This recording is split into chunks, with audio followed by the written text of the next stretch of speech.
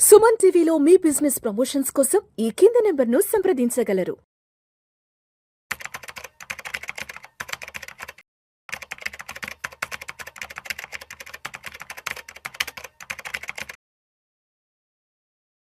Sir Giribabu గారు నమస్తే sir. నమస్తే అండి. Welcome to Suman TV and welcome to Vishnu talks. Thank you అండి. సార్ గిరిబాబు గారు రీసెంట్గా ఒక సాఫ్ట్వేర్ ఇంజనీరు తన యొక్క ఆర్థిక ఆవేదన గురించి, అంటే తనకున్నటువంటి ఫైనాన్షియల్ సర్కమ్స్టాన్సెస్ గురించి తన బాధను పంచుకుంటూ రెడ్డిట్లో ఒక పోస్ట్ చేశాడు. సో అంటే ఫైనాన్షియల్గా తను ఎటువంటి స్ట్రగుల్ అవుతున్నాడు, నెలకి 2,00,000 రూపాయల జీతం వస్తున్నా కూడా ఇవాళ తన పరిస్థితి ఏంటంటూ కూడా తన ఆవేదనను వ్యక్తం చేశాడు. రెడ్డిట్లో ఆర్టికల్ ఏంటో చదువుతాను. నేను కూడా చూశాను అది. ఒకసారి చదువుతాను. నెలకు 2,00,000 రూపాయల జీతం, అప్పుల ఊబిలో ఉన్న, సేవింగ్స్ ఖాతాలో ₹1 లేదని ఆవేదన, పెళ్లి, కొత్త ఇల్లు, కుటుంబ ఖర్చులతో అప్పుల ఊబి, బంధువుల వద్ద 20 లక్షలు, నెలకు 25,000 చెల్లింపు, క్రెడిట్ కార్డు ఈఎంఐలు 30,000, పర్సనల్ లోన్ మరో భారం, నేనే తప్పులు చేశా, 2-3 ఏళ్లలో ఎలా కోలుకోవాలి, రెడ్డిట్లో పోస్ట్ చేసిన టెక్కి సలహాలు ఇస్తున్న నెటిజన్లు. సో మొత్తానికి తనకున్నటువంటి ఫైనాన్షియల్ బర్డెన్స్ గురించి, స్ట్రెస్ గురించి తను పోస్ట్ చేయడం జరిగింది. దానికి రకరకాలుగా చాలా మంది సలహాలు కూడా ఇవ్వడం జరిగింది. సో గిరిబాబు గారు నెలకి 2 లక్షలు వస్తుందంటే దగ్గర సంవత్సరానికి ఒక 25 లక్షల రూపాయల ప్యాకేజ్ కదా. 25 లక్షల రూపాయలు జీతం వస్తున్నా కూడా సరిపోవట్లేదు. 10వ తేదీ 15వ తేదీ రాగానే డబ్బులు అయిపోతున్నాయి అంటే మరి చిన్న చిన్న జీతాలు వచ్చే వాళ్ళ పరిస్థితి ఏంటి? వాళ్ళు ఎలా బ్రతకాలి? ఎందుకు నెలకి 2 లక్షలు జీతం వస్తున్నా కూడా రూపాయి మిగలట్లేదంటే ఏం చేస్తున్నట్టు ఇలాంటి వాళ్ళందరూ కూడా? అది కూడా అబ్బాయికి 27 సంవత్సరాలు. 27 సంవత్సరాల వయసుకి నెలకి 2 లక్షల రూపాయల జీతం అంటే ఎక్సలెంట్ ప్యాకేజ్, పరాణం ప్యాకేజ్. బట్ ఎందుకు ఇటువంటి పెద్ద పెద్ద తప్పులు జరుగుతున్నాయి అసలు? యాక్చువల్గా 2 lakhs టేక్ హోమ్ అంటే ప్యాకేజ్ 30 లక్షలకు పైనే ఉండొచ్చు. ఉంటుంది. ఇంకోటి తెలుసా, 30 లక్షల ప్యాకేజ్ తీసుకుంటున్న వాళ్ళు ఇండియాలో నాట్ ఈవెన్ 3% ఆఫ్ పాపులేషన్. అంటే అతను 3% ఆఫ్ ఇండియా పాపులేషన్ ఉన్నాడు.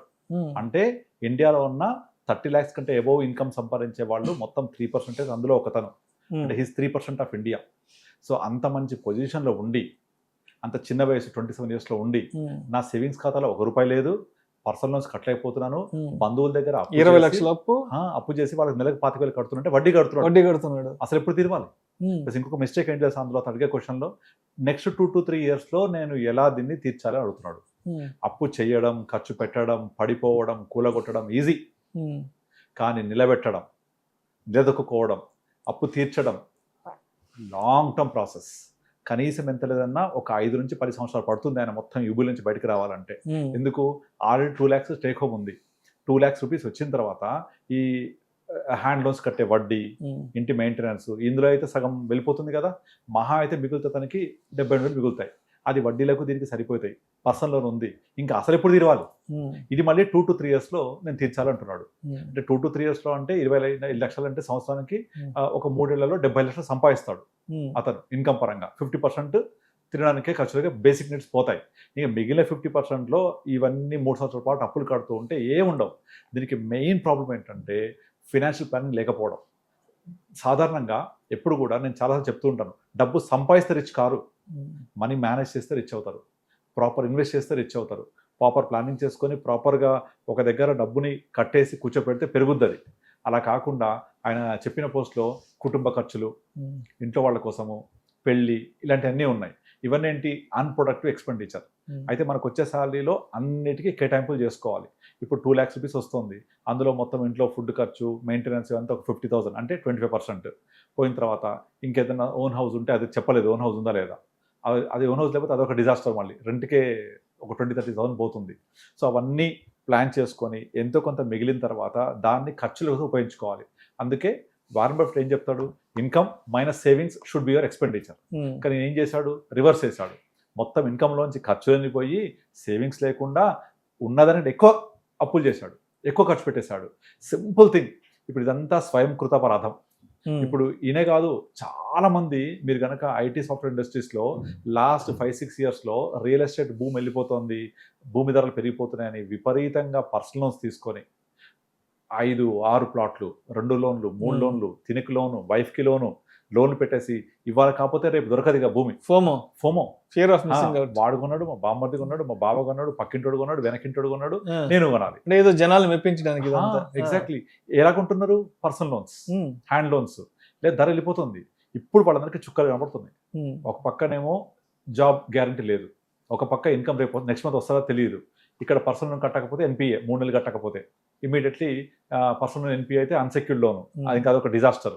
సో అవన్నీ పక్కన పెట్టి నాకు వచ్చే ఆదాయం ఎంత, నాకు వచ్చే ఇన్కమ్ ఎంత, తర్వాత సేవింగ్స్ ఎంత చేయాలి, ఎంత నేను ప్లాన్ చేసుకోవాలి, ఇవన్నీ మర్చిపోయి ఈ విధంగా వచ్చిన డబ్బుల్లో నుంచి విపరీతంగా ఖర్చు పెట్టుకుంటూ వెళ్ళిపోతే ఇలాగే జరుగుద్ది. ఇది ఈ టెక్కీరే కాదు, 90% ఇలాగే ఉన్నారు. ఇలానే ఉన్నారు. నాకు ఇంకొక క్లయింట్ ఉన్నాడు, అతను 3 lakhs రూపీస్ మంత్లీ ఇన్కమ్ వస్తుంది, కానీ 15వ తారీఖు తర్వాత రూపాయి ఉండదు. మళ్ళీ 1st తారీఖు ఎప్పుడెప్పుడు వస్తుందా ఎప్పుడు ఎదురు చూస్తూ ఉంటాడు. సార్ గిరిబాబు గారు, మీరు చెప్తుంటే ఒక విషయం గుర్తుకు వస్తుంది. ఎప్పుడైనా మన ఫ్రెండ్స్లో, మన సర్కిల్లో ఉన్న ఫ్రెండ్స్ మంచి వెల్ బీయింగ్లో ఉన్న వాళ్ళు కాల్ చేస్తాం, అరే అర్జెంటుగా ఒక 10,000 కావాలరా, 15,000 కావాలంటే, లేదురా అకౌంట్లో ₹1 కూడా లేదు, మొత్తం ఈఎంఐలు అన్ని కట్టేసేసాను. ఏది 10వ తేదీకే. అవును. అదేంట్రా, మంచి జీతమే కదా, నెలకు ఒక 3 lakhs 4 lakhs దాకా ఏం వస్తుంది కదా, సంవత్సరం 40-50 లక్షల ప్యాకేజ్ కదా, ఏదో ఒక 5,000 10,000 ఇస్తామని ఫోన్, లేదు మా మొత్తం అయిపోయింది నా దగ్గర 10వ. ఏంటి సార్ డబ్బులు లేకపోతే ఇంకేమన్నా? అదే ఇంకొకటి, అప్పుడు ఏజ్ చూడండి, 27 years. 27 అంటే ఎలాంటి ఏజ్? చాలా యంగ్ ఏజ్. నార్మల్గా ఎంత కుటుంబ బాధ్యతలు ఖర్చులు ఉన్నా కూడా దానికంటూ ఒక లిమిటేషన్స్ ఉండాలి కదా. దీనికి కారణం ఏంటి తెలుసా?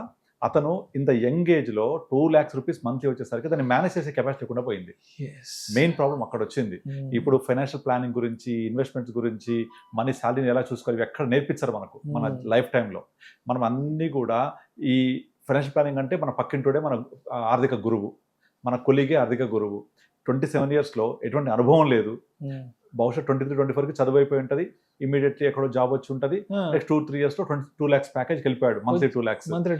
దాంతో మనీని ఎలా మేనేజ్, ఎగ్జాక్ట్లీ కరెక్ట్, కన్ను మీ నాన్నలా ఏముంది, కాలేజ్ నుంచి బయటకు రాగానే జాబ్ వచ్చేసింది, అంతే 27 సంవత్సరాల కల్లా 25-30 లక్షల ప్యాకేజ్ వచ్చేసింది. ఎగ్జాక్ట్లీ. కాబట్టి కష్టం నష్టం ఏం తెలియదు, దాన్ని ఎలా మేనేజ్ చేయాలో తెలియదు. అంతేందుకు మనము కౌన్ బనేగా కరోడ్పతిలో 5 కోట్ల విన్నర్ గురించి మాట్లాడుకున్నాం కదా, చివరికి అప్పుల పాలైపోయి 5 కోట్లు అంటే రోడ్డు మీద పడి అడుక్కు తింటుంటే వాళ్ళ భార్య కూడా వదిలేసి వెళ్ళిపోయింది. 5 కోట్లు అంటే ఇట్స్ ఏ ప్రతి ఒక్కరికి కళ అది. 5 కోట్లు రావడం అనేది జీవిత ఆశయం ఉంటుంది. అలాంటిది ఉన్న ఫలంగా ట్యాక్స్ పోయిన తర్వాత 3.5 కోట్లు ఆయన చేతిలో పడితే దాన్ని మేనేజ్ చేయలేక 2-3 సంవత్సరాల తర్వాత మళ్ళీ ఎక్కడ మొదలయ్యాడు అక్కడికి వచ్చేసాడు. So this was very clearly money management, financial planning is very very very important. ఈరోజు నా దగ్గరకు ఒక క్లయింట్ వచ్చారు, మార్నింగ్ కపుల్. వాళ్ళకు హైదరాబాద్లో దాదాపు ఒక 5-6 ప్లాట్లు ఉన్నాయి. ఆ ప్లాట్లు 10,000 కొన్నాము, ఇప్పుడు 50,000 ఉంది, 10,000 కొన్నాము, 30,000 ఉంది అని ధర చెప్తున్నారు. కానీ నిజంగా 20,000 కమ్మాలన్నా కొనేవాళ్ళు లేడు. జాబ్ పోయింది, wife house wife, around 35 years ఉంటాయి. ఆమెకు రీసెంట్గా చిన్న బాబు పుట్టాడు. సో నో మనీ, ఒక ప్లాట్ అమ్మాలంటే కొనేవాళ్ళు లేడు, ఎవరిని అడిగినా రూపాయి రావట్లేదు.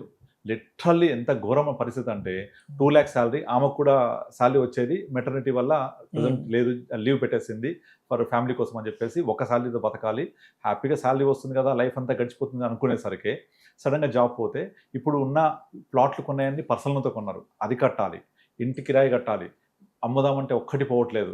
ఆఖరికి మళ్ళీ ఫాదర్ దగ్గరికి వెళ్ళి ఫాదర్కి వచ్చే పెన్షన్లో తెచ్చుకొని తింటున్నారు వీళ్ళు. అంత దారుణం. సేమ్ ఇలాంటి పరిస్థితులే.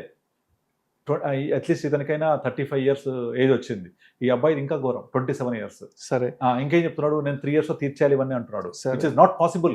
సరే, అంటే ఇప్పటి వరకు ఈ వీడియో చూస్తున్న వాళ్ళు ఎవరు అనుకుంటారంటే, సరే అదంతా గతము గడిచిపోయింది, వాడు అప్పుల్లో ఉన్నాడు, ఇబ్బందులో ఉన్నాడు, ఇవంతా మాకు తెలిసిన స్టోరీ, ఇవన్నీ కాదు గిరిబాబు గారు, సొల్యూషన్ చెప్పండి అని కింద కామెంట్లు స్టార్ట్ అవుతాయి. కాబట్టి మనం సొల్యూషన్ పాయింట్ ఆఫ్ వ్యూగా ఎగ్జాక్ట్లీ మనం ఆడియన్స్ ని ఇక్కడ మెప్పించాలి. సొల్యూషన్ ఏం చెప్దాం? ఓకే, ఏం లేదు, సింపుల్. నార్మల్గా మనకు వచ్చే శాలరీలో ఒక బేసిక్ థంబ్ రూల్ పెట్టుకోవాలి, 50-30-20. 50% for your basic needs, necessaries, liabilities అన్ని పెట్టేసుకోవాలి. 30% should be your next level of EMIs, పిల్లలు అంటే వాళ్ళ ఎడ్యుకేషన్, లేకపోతే ఇంకేమైనా రెస్పాన్సిబిలిటీస్ ఉంటే అవి 30%. ఇందులోంచి 20% ఎట్ ఎనీ కాస్ట్ నీది కాదు, నీది రాలేదు, పక్కన పెట్టాల్సిందే. ఈ పక్కన పెట్టి దాన్ని ఫ్యూచర్ కోసం వాడుకోవాలి. 50% daily needs is good money, ₹1,00,000 ఈ కేసులో. ఇంకా 30% అంటే ₹60,000 లయబిలిటీస్కి, పేరెంట్స్ని చూసుకోవడానికి, వీటన్నిటికి పెట్టేయాలి. అంటే దీనికి ప్రాబ్లం ఏంటంటే చాలామందికి శాలరీ రాగానే ఇష్టం వచ్చినట్టుగా దాన్ని గూగుల్ పే ద్వారా, ఫోన్పే ద్వారా, అకౌంట్ ద్వారా ఖర్చు పెట్టేస్తుంటారు. వీళ్ళు ఫిజికల్ క్యాష్ ఇలా లెక్క పెట్టించే ఎక్స్పీరియన్స్ కూడా ఉండదు వీళ్ళకు. అలా ఎప్పుడైతే మీరు డబ్బులు జేబులో పెట్టుకొని ₹500, ₹1000 తీసుకెళ్ళి కూరగాయల షాప్కి వెళ్తే అక్కడ కూరగాయల వాళ్ళకి డబ్బులు ఇస్తూ ఉంటే యూ విల్ అండర్స్టాండ్. ఇప్పుడు చెయ్యి వణుకుతో చూసారా జేబులో 500 తీస్తుంటే? అది లేదు మెయిన్ గా. ఆ ఫిజికల్ టచ్, ఫిజికల్ క్యాష్ ఇస్తూ ఉంటే ఆ రెస్పాన్సిబిలిటీ, ఆ బాధ్యత తెలిసేది. అన్ని గూగుల్ పేలు కొడుతూ, ఎందుకంటే వీళ్ళ కెరీర్ అన్ని స్టార్ట్ అయింది గూగుల్ పేలు, జెన్జీ కదా, గూగుల్ పేలు, జీపేలతో స్టార్ట్ అయింది వీళ్ళ కెరీర్ అంతా. ఆ ఫిజికల్ టచ్ అనేది లేకపోతే దాంట్లో ఉన్న ఆ డబ్బుకున్న విలువ ఎంత, నేను ఎంత కష్టపడితే వస్తోంది, దాన్ని ఎలా ఖర్చు పెట్టాలనే మినిమం రెస్పాన్సిబిలిటీ లేకుండా ఒక ₹100, ₹200, ₹500 జేబులో నుంచి ఎక్కడ రోడ్డు మీద జార విడుచుకుంటే ఆ పెయిన్ ఎలా ఉంటది, ఎన్ని రోజులు ఆలోచిస్తామని పెయిన్ తెలియదు కదా. నేను అందరినీ ఇక్కడ గూగుల్ పే మానేసి డబ్బులు లేకపోతే చెప్పట్లేదు. కాకపోతే ఇంత చిన్న వయసులోనే అంత శాలరీ వచ్చినప్పుడు దాన్ని ప్రాపర్గా మేనేజ్ చేయాలి అంటే దాని యొక్క రెస్పాన్సిబిలిటీ అర్థం కావాలి. సో అర్థం చేసుకొని ఇలా ఒక 50% ఫర్ డైలీ బేసిక్ నీడ్స్, నెసెసరీస్కి తీసేసి ఇంకొక 30% రెస్పాన్సిబిలిటీస్, పేరెంట్స్ని చూసుకోవడము, లేకపోతే వేరే ఇంకేమన్నా శుభకార్యాలు, లేకపోతే ఇంకేదైనా అలాంటి ఖర్చులు పెట్టేసుకుంటే 80% అయిపోయింది కదా. 20% ఇప్పుడు ఈ కేసులో ₹40,000 per month, ₹40,000 per month invest చేసుకుంటే సంవత్సరానికి ₹5,00,000 సేవింగ్ చేసేవాడు.